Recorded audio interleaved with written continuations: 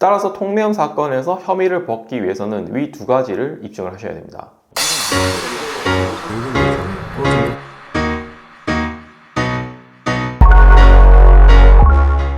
안녕하세요, 김민중 변호사입니다. 이번 시간에는 통신매체 이용 음란죄 통매염에 대해서 살펴보겠습니다.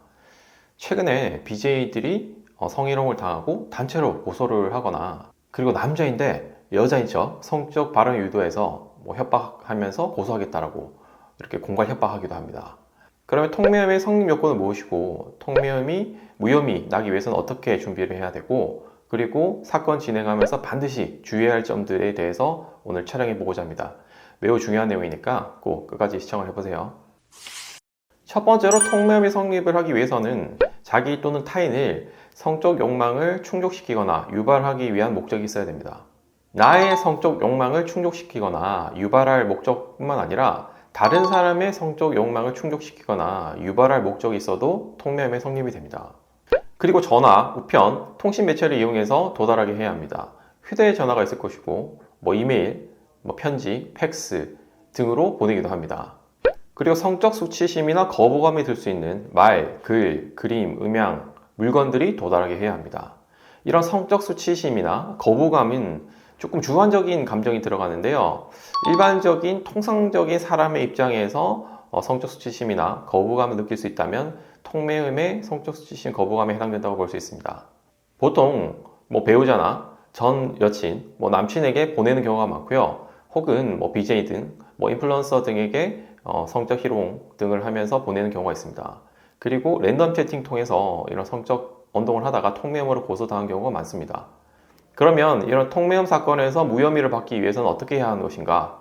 예전에는 성적인 표현만 들어가도 통매음으로 처벌받는 경우가 대부분이었는데요. 최근 들어서 성적인 표현이 들어있다고 하더라도 이것은 나의 또는 타인의 성적 욕망을 충족시키거나 유발할 목적이 아니고 단순히 싸우던 과정에서 화가 나서 너를 열받게 하기 위해서 한 말에 불과하다면 이건 성적 욕구를 충족시키거나 유발할 목적이 아니었기 때문에 통매음에서 혐의를 벗는 경우가 많아지고 있습니다. 그러니까 나는 널 열받게 하기 위해서 한 말이지 내가 성적 욕망을 충족시키거나 널 충족시키기 위해서 한 것은 아니다. 이런 법리적 주장을 하는 것이죠. 두 번째로 상대방이 뭔가 은큼한, 뭔가 시커먼 속을 가지고 접근하는 경우가 있습니다. 남자인데 여자인 척 접근을 하면서 성적 발언, 행동들을 유도합니다. 유도해서 내가 만약에 뭔가 야한 사진을 보내거나 성기 사진을 보내거나 하는 경우에 너 잘 걸렸다 하면서 난 극심한 정신적 충격을 받았고 난 너가 이런 걸 보낼 줄 몰랐다 라고 하면서 난 고소할 수밖에 없다. 너무 충격이 커서 밥도 못 먹겠다. 이런 얘기를 하면서 고소하는 경우가 있어요. 그리고 고소하겠다고 협박하면서 돈을 요구하기도 합니다. 그리고 남자가 여자 행세를 하지 않더라도 여자가 이런 유사한 행동을 하면서 나는 정신적 충격을 받았다. 나는 단순히 너의 사진을 보여달라고 했지 너의 나체 사진을 보여달라고 한 것은 아니었다. 자기가 충분히 이미 성적인 그런 의도를 갖고 예상할 수 있을 정도의 발언을 하면서 유도를 해놓고 나중에 그런 적이 없다고 발뺌하는 것이죠. 이런 경우에 증거를 잘 확보하셔서 상대방이 날 유도했다. 이렇게 내가 성적 발언과 행동을 하도록 유도했다. 라고 하면서 주장을 하면 그 부분이 혐의를 벗을 수도 있습니다. 따라서 통매염 사건에서 혐의를 벗기 위해서는 위 두 가지를 입증을 하셔야 됩니다. 그리고 통매염 사건에서 반드시 주의할 점은 무엇인가? 첫 번째로 단순히 무조건적인 혐의 부인은 조금 피하시는 것이 좋습니다. 대부분 경찰들은 증거를 갖고 연락을 해요.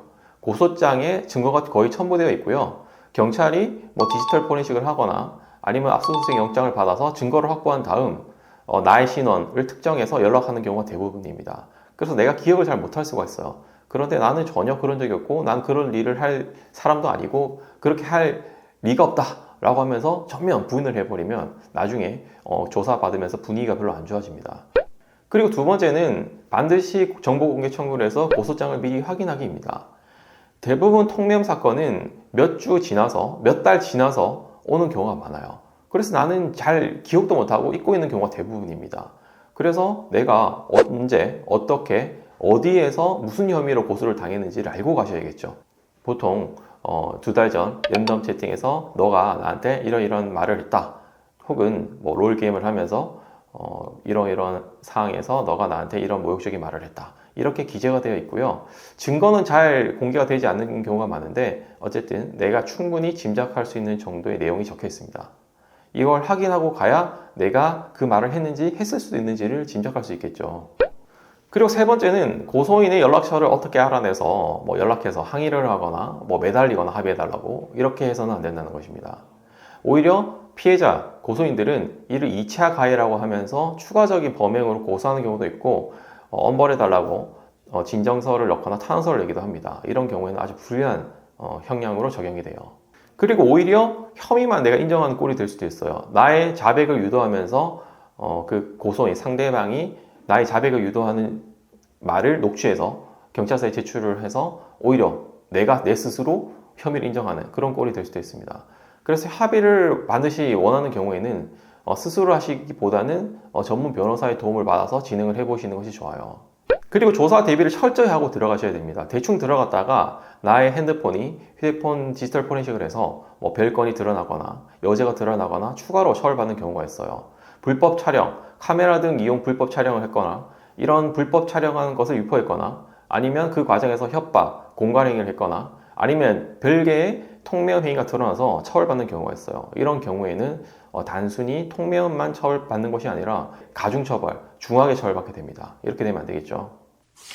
이번 시간에는 통매연의 성립 요건 그리고 무혐의를 받기 위해서는 어떻게 해야 되는 것인가, 그리고 통매연 사건을 진행하면서 반드시 주의할 점들에 대해서 살펴봤는데요.